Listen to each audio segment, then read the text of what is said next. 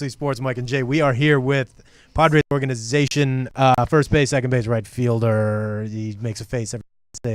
Cody Decker, who has gone viral on YouTube for a prank a couple weeks ago put out on Jeff Francoeur, where he had the whole team in on it, telling convincing Francoeur that teammate Jorge Reyes was deaf. Dude, it felt like the Truman Show to me. I felt like everybody was in on it. It was. I mean, that's how great it was. And that's why I was curious when you said it wasn't that big. It wasn't as hugely orchestrated as it may seem. Well, it was, but it wasn't the first time we've done this. Okay. We've done this. Our manager is a genius. He was head coach at Arizona State for years. He was actually my rival. I hated him in college. I wanted him dead. And now he's like my favorite person in the world. He's done this prank a couple of times, but not on anybody that was this high profile as Jeff Francoeur.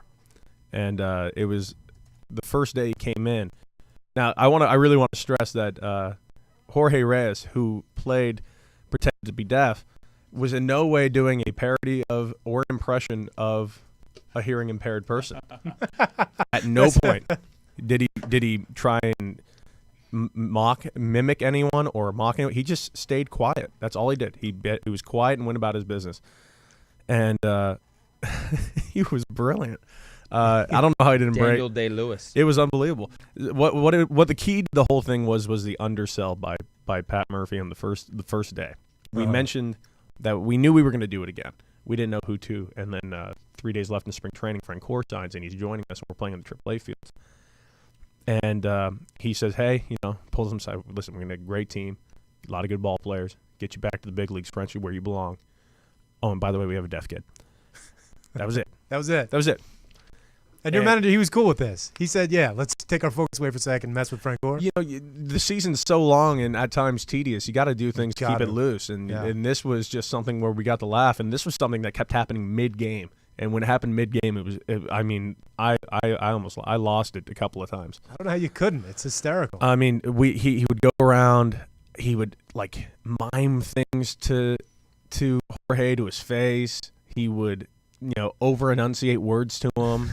It was pure genius. And, we almost kind of forgot that it happened, that it was going on for that whole month until he reminded us. Is that how long it was? A month? It was a month. That's incredible. It was a whole month. And we were trying to figure out how to break it to him. And I was like, you know what? Let's get some footage. I want to get some footage. And, we came up with a lot of ideas how we were going to break it to him, some of which were just so ridiculous that there's no way he's this dumb. He can't fall for this. What was the closest call to him figuring it out? I thought the closest call when he came out to dinner and he saw Jorge sitting at a table with his wife, and Jorge was already eating dinner. Was the wife? The wife was in on it, obviously. She became in on it. Okay. Sitting at the table, and then Francoeur sat at dinner with him and his wife for an hour, and he was asking his wife questions like, "Oh my God, how do you guys communicate?" He's like, "Oh, usually we text to each other and." We do a little bit of sign language and hand signals, and it's like the chalkboard Anthony Hopkins had in the Legends of the Fall. Where he's writing after on the stroke. After the stroke, I'm happy. And the whole time, Jorge's trying not to react to things, sounds or people, and I walked over to the table, and Jorge kind of just pointed at my drink, noticed it was empty, and he's like, "Hey," pointing do I want another one? I'm like, "Oh no, I got it, thank you though." And then I laughed. So he had to sell it to some extent. To some extent, but it was just that he wouldn't talk. All he was doing was not talking. And it's tough. It was unbelievable. And the things Frenchie would do was just genius. Jorge came in a game against Tacoma, where there's no outs with bases loaded, and we brought in Jorge, and he struck out the side. And it was an unbelievable job by him. He comes in the dugout, and Frenchie comes up right to his face with big thumbs up and huge smiles, like, "Hey, way to go. Great job. That's what I'm talking about." Pats him on the shoulder and leaves. I ran to the other side of the dugout, started laughing hysterically. Yeah. Jorge looked at me. He's like, "What an idiot." Now, what happens in that situation if the catcher, if he he gives up a hit, 2-run score, catcher and manager got to come out and talk to the pitcher? That's happened. That happened multiple times, and he didn't just get a didn't figure it out. Yeah, he just "Oh no, we over-enunciate to him." People were standing there with their hands over there. The catcher's got his glove over his face, and French's not paying attention. So he was the perfect guy to do it to, just because he never would have saw it coming. And when we broke it to him, I mean, I put that at the end of the film. Yeah. I made the first cut of the movie, and I showed it to the whole team. And when I say the look on his face, he couldn't believe what he was seeing. He thought it was the greatest prank ever, and he bought us all steaks the next day, and he's like, "You guys this is the best team I've ever been a part of. This is great." Dude, that's the thing. It's not like you pranked some new kid coming up. You pranked like an established Major League Baseball well-known player who's a beast. Yeah, we pranked a all-star, a 2-time Gold Glove winner, Right. and Jeff is the greatest guy in the world. And we were a little hard. I was a little harsh on him on the videos, calling him an idiot a bunch of times. Everybody was. It was hysterical. But he's not an idiot. Anyone would have fallen for this. I mean, it was so perfectly orchestrated. The things where he would have caught on was the other ideas we had. Making him think that to break it to him. The other idea was like we'd get him hit during BP. We'd fake that he got hit in the head with a ball, and we bring him in, and Jorge would start talking. We wanted Jeff to believe it was a miracle. He got hit in the head, and that and really he could hear everything, and that was something we. That's the sequel. That's a gamble, Yeah. but if that works, If that worked, pure comedy If gold. that worked, then If that works, your baseball career is over, then and you're right up yeah. in Hollywood. And It's like a Fairley Brothers movie. And it's official that Jeff That's- Franco is stupid if that Yeah. happened. But it came up. We came up with a lot of great ideas. That'd be I can speak hilarious. That'd be here. hilarious. Apparently, another year he did that. My manager did that another year when he was in Eugene, and the whole team was in on him, one kid, and every time he was leaving, hey, we bus tomorrow at 7:00. Hey, John, make sure you tell the deaf kid. So we'd always make him tell him, and apparently when he broke it to him that time, he told him, he's like, hey, tomorrow bus 7:30, and right away the guy just finally looked at him. He's like, I heard him, and the guy's like, what? And the whole team started losing it. He's like, no, guys, he just spoke, and still not getting it apparently, and that's how that happened. Oh, that was great. That's Aside hilarious. from the low pay and all the travel, the minor league sounds like it's a lot more fun. than anything else. There is a lot of the goal is to make it fun. Playing baseball is always fun. The travel's rough, especially in AAA. I always thought the other leagues that I played in, busing all over the place. Like the Texas League, you got a lot of long bus rides, but the PCL is rough. You got to get up at 4 a.m. for a flight to fly into Vegas, then fly into Fresno after that. You're going to Fresno, you're going to Reno, you're going to some of these towns. You leave at 4 a.m. to land at 1, to be on the field at 3, to play a game at 7, and it's kind of a tough grind. But you get used to it, and we don't have charter flights. We fly commercial airlines. It's fine. What do you got, Southwest or usually Southwest. Okay. Well, you're a sharp guy, obviously, and I could see a lot of guys probably get tunnel vision, and they're just kind of like going from town to town. You're aware of like what's going on around you. Usually, Are you taking notes on all this stuff? Because I feel like a book coming out somewhere of your adventures. There's and been hijinks. there's been a couple of books written. I feel like that's already been done. I want to do something different. I have ideas. I've seen things and I've heard things that you wouldn't believe. They're ridiculous. Because a lot of the guys are there. We're all developmentally challenged. We play a kids game for a living. We try to be as adult as possible, but even especially for me, I'm borderline incapable of that. So I like to play a lot of pranks. I like to, I definitely don't go out anymore. Early on, you get your first year of pro ball. You guys go to bars and try and do that whole thing, and you realize you're not in college anymore pretty fast when you realize you got to get up the next day and play again and play again and play again. So that kind of died a lot of the out rookies go out. Or do a lot of the guys still go out? Or? Not really. Believe it or not, it's not a party scene that you would expect. I think early on, when I was in the Midwest League, A-ball, my first year, we were all fresh out of college. We were all guys who felt we were invincible, and we went out a lot. And I mean, we didn't like do anything crazy, but we would go out after a game and have a few drinks and hang out. But those days kind of. Dude, that kills the 10 groupie questions I was about to hit you with. I'm so sorry. I don't have groupie I don't have groupie stuff for you. Damn, man. It's surprising. That's kind of. I'm sure there's things with guys, but I think guys hold things a little closer to the chest than you might think. But that I don't see I don't see a whole lot of that. I never really have. The Tacoma women and Fresno women aren't coming out of the woodwork, Facebooking you, and not me, man. They're way better looking players to go look at. I got this scraggly beard right now, and I have a very low tolerance for boring conversations. So when I just. What's your favorite out of all those? The Renos, the Tacomas, the Fresnos. I'm telling you, El Paso is unreal. El Paso. Well, the city itself, there's not a whole lot to do. There are things to do, but like I said, I don't really go out a whole lot. So I get up in the morning, I eat, I make myself breakfast, and I go to the stadium. And the stadium is unreal. Salt Lake's a cool city, cool stadium. Fresno, as you know, is Fresno. You were about to say armpit. It's okay. I wrote a tweet about something, and a couple of the fans there really liked it, and they ended up making signs for me and dressing up for me. I said, "Oh man, I love Fresno. It looks like it's in the middle. I love a city that looks like it's in the midst of a zombie apocalypse." I think I remember that tweet. and then a bunch of fans brought like a sign that said, "This is a zombie-free zone," and zombie section, and a couple people dressed up as zombies. And I thought that was really funny. I'm like, "That's awesome." Way more people in Fresno follow me on Twitter than I thought. I didn't think anyone here. I didn't know they had technology here. That's cool. What's the craziest minor league promotion you've seen? Minor league's famous for all the crazy shit that goes on. I think one of the funniest ones I didn't see it. It was at a stadium I used to play for, Lake Elsinore, and this was right in the midst of the Charlie Sheen madness that was all going on. They had a promotion called Charlie Shinko de Mayo, where everyone wore 99 during the game. The team got like the haircut, the Ricky Wilding Vaughn haircut, and they had a whole Charlie Sheen themed Cinco de Mayo night, and it was apparently a huge success. And I thought that was really clever and kind of funny. Now you've done that for Halloween before. I were was Wild Thing Rick Vaughn. When I was in college. I was Wild Thing Rick Vaughn. I got the haircut. I'm trying to pull up pictures right now because I'm trying to get that picture up, and then I'm also trying to get the picture of you.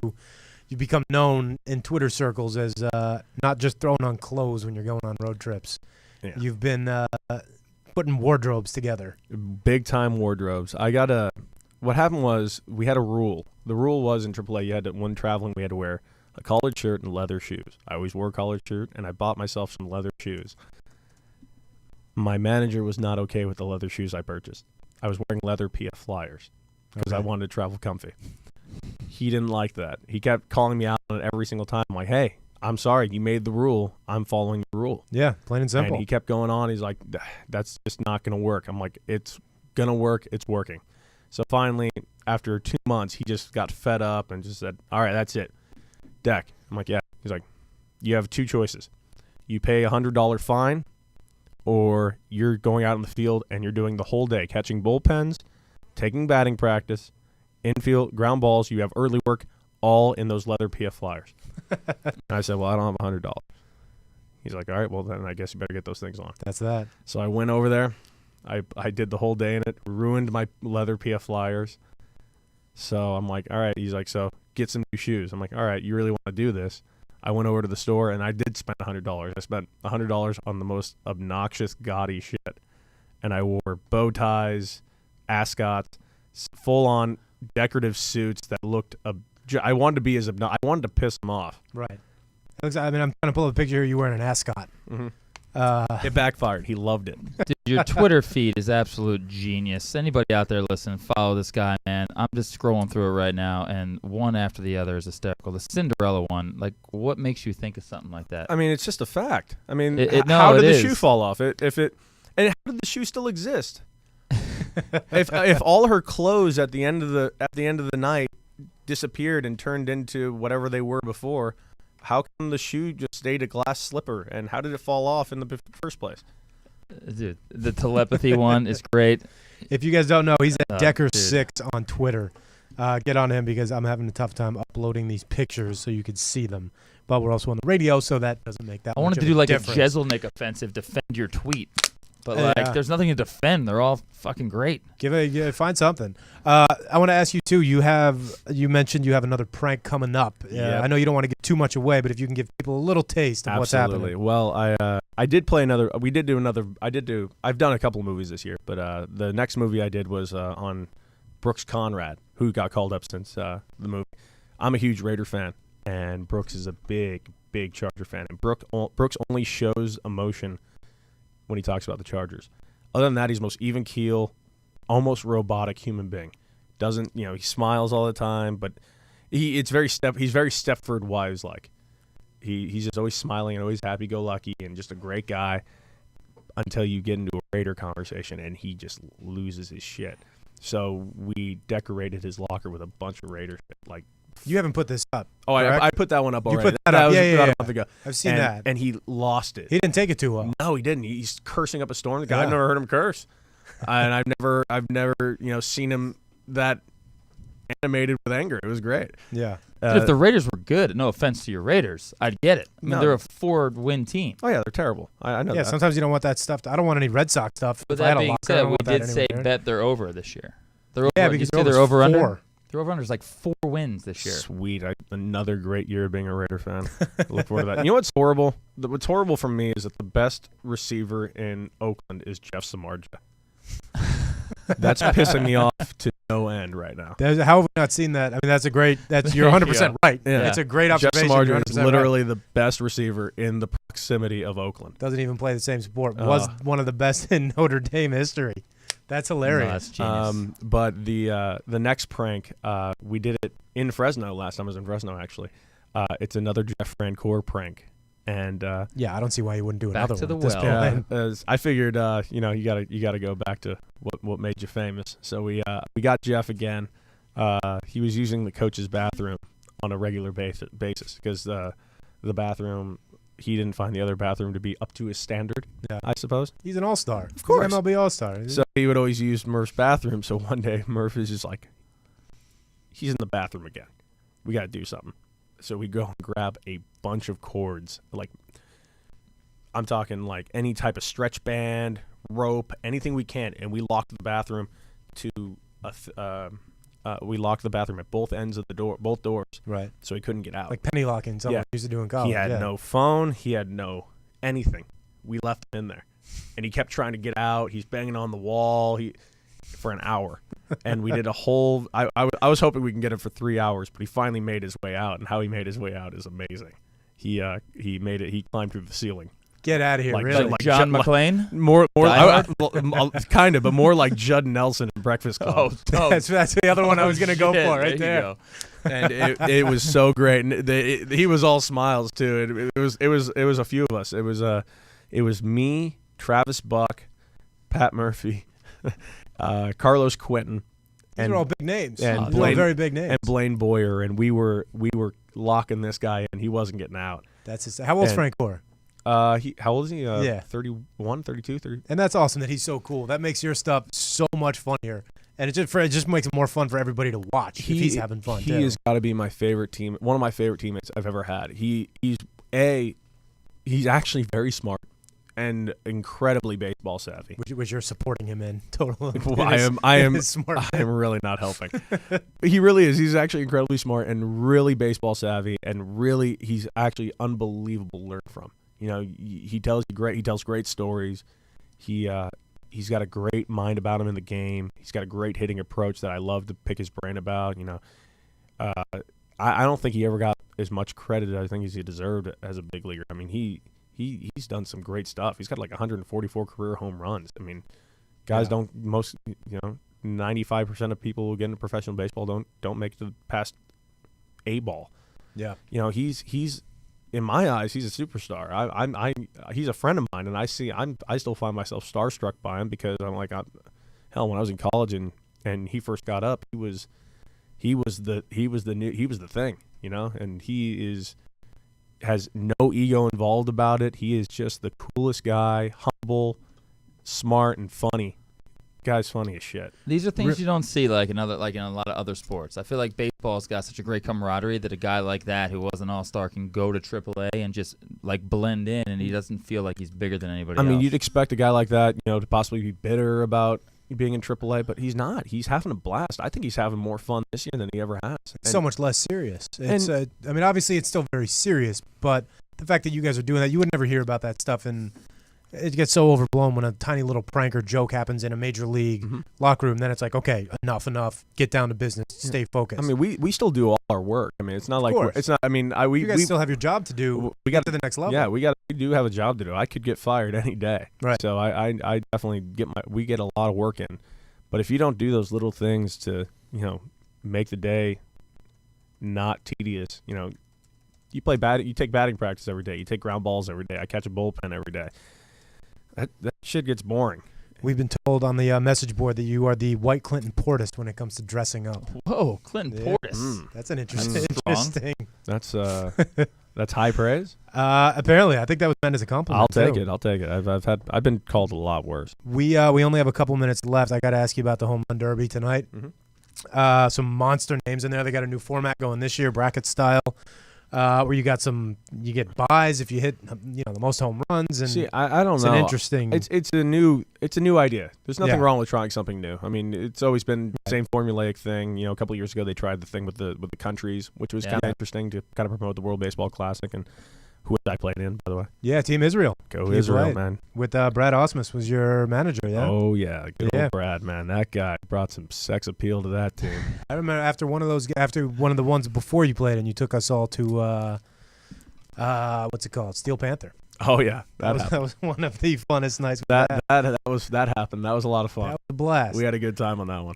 But yeah, they got the new format going, which I like better. Head-to-head bracket style. I don't know the whole betting odds up. Did you pull? I got all the betting odds up. The only thing I'm not sure I'm a fan of is adding the extra player on both teams. Maybe it works better for the bracket. Yeah. But and then reducing the amount of outs to 7. I'm not sure I'm a huge fan of that either. They're reducing it to 7 just try and get you going a little more. 10, I guess, seemed way too long. I guess I understand. Throw some odds at them. I need some. I'm going to Vegas in 4 hours. So I have my need pick. Some expert advice from you. I have my pick. Okay. Well, first of all, I think the fact that Brian Dozier and Todd Frazier are in it, I think is a little ridiculous. Honestly, but those are the two extras. I kind of think it's kind of awesome though. I think it's good to get a couple of players in there that are not have no shot. Well, you never know. Yeah. Because Bobby Abreu was an all-star, but Bobby Abreu wasn't Bobby Abreu until that All-Star game. Right. And then he wasn't Bobby Abreu again, sadly. 3 home runs after that All-Star game. Well, 3. I'm telling you, that home run derby, he made a huge name for himself. He was Robert Abreu after that. But he was a star after that. Yeah. Well, I'm a Phillies fan, so that was disheartening. Just hovering above that Mendoza line for the second half of the season. That happens. Who's your guy? Who do you got for me tonight? Well, I'm going to go with the guy I know. I've known him since he was 16. And I'm going to go with Giancarlo Stanton. That guy's a monster. What are his odds? He's your odds-on favorite right now to win. I mean, I can't. I've taken batting practice with that guy a lot of times. Is he absurd to watch?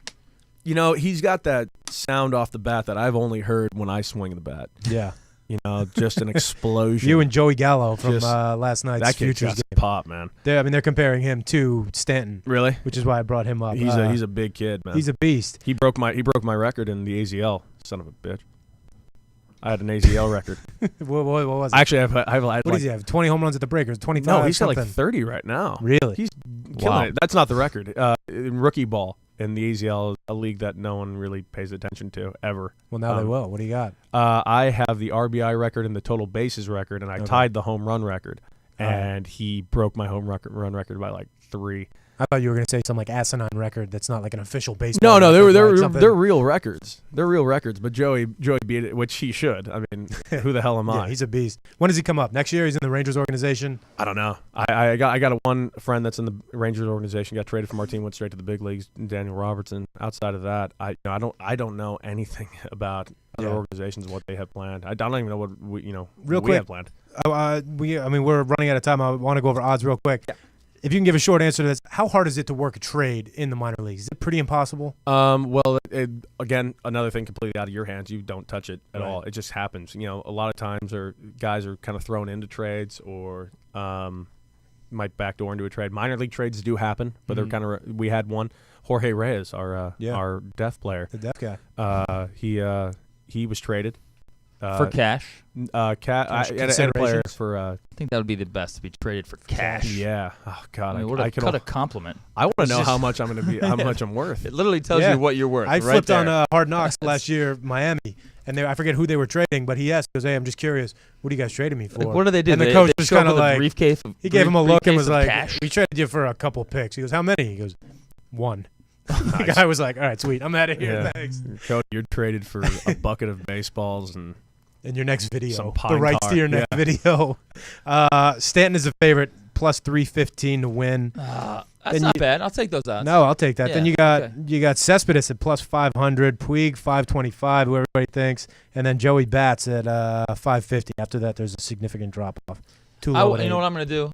Out of respect for Cody for coming on the show, I will not bet on that guy because if I do, he will like pop out 10 straight Well, times. I can't imagine him not winning, but who are the extra? Todd Frazier. That guy's got some serious You got pop. Frazier. Adam Jones at 1,200.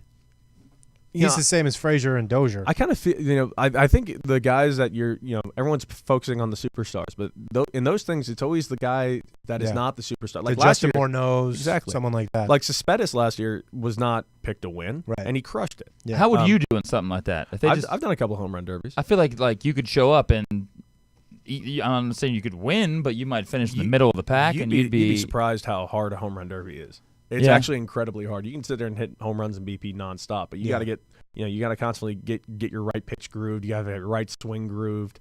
It's almost like a different swing to hit home runs in the. And you bring your guy, right? Then you bring that's your why dude some of these guys don't want to. That's why Trout and Cabrera said no this year because they're in their grooves. Yeah, they don't want to screw that up. You could easily you start hitting home runs like in batting practice. I hit maybe 2 home runs a batting practice. I don't hit very many home runs a batting practice because I'm working on something. I'm working on driving the ball in a certain spot in a certain way and getting my swing down. And then if I'm going to sit there and start opening up and hitting bombs, that's not going to translate to a game. So a lot of guys don't like doing home run derbies. That's like Ichiro. Didn't they used to say like Ichiro, if he wanted to, Probably he could just like hit him when he wanted. Shitload of homers. If he, That's what they used to say about me too. I got one home run in the LA YouTube channel. You and I home run derby. Home run derby. We were hoping we had a bigger studio today because we wanted to do a little wiffle ball challenge. Jay said he could take you deep in a studio with a Nerf ball. Bring it. I'm ready to go, man. So we got to get you in again soon. Cody, thank you so much for stopping by. You just got off a plane from El Paso like an hour and a half ago. So we really, really, really appreciate you being here. Thanks for having me. Follow Cody at Decker6 on Twitter and keep an eye out on YouTube. Check out his Jeff Francoeur prank and keep your eye out. We are going to let you know for sure when the next one drops, as they say now. It might happen this All-Star break. I'm thinking it's done. It's ready to go. I'm titling it Frenchie number 2. Frenchie number 2. Keep an eye out for it. We're going to get it up on our page, too, on YouTube. Cody, again, thank you. We are Mostly Sports. Mike and Jay, get us on Twitter. Call us next week. Thank you to everybody on the message board. You were awesome. If we didn't get to your questions, I apologize. Keep them rolling for next week. And I hope everybody gets over their World Cup hangover. We'll talk about it again in 3 years and 11 months. I hope I make it back from Vegas. Yeah, good luck in Vegas this weekend. Good luck with the rest of the show. Carry on for me. I'm going to need Cody to come back, give up the baseball career, pick this up. Thank you, everybody, for listening. We'll get these up on iTunes, YouTube, Stitcher within a couple hours in case you missed anything or want to redo it. Thanks again, Cody.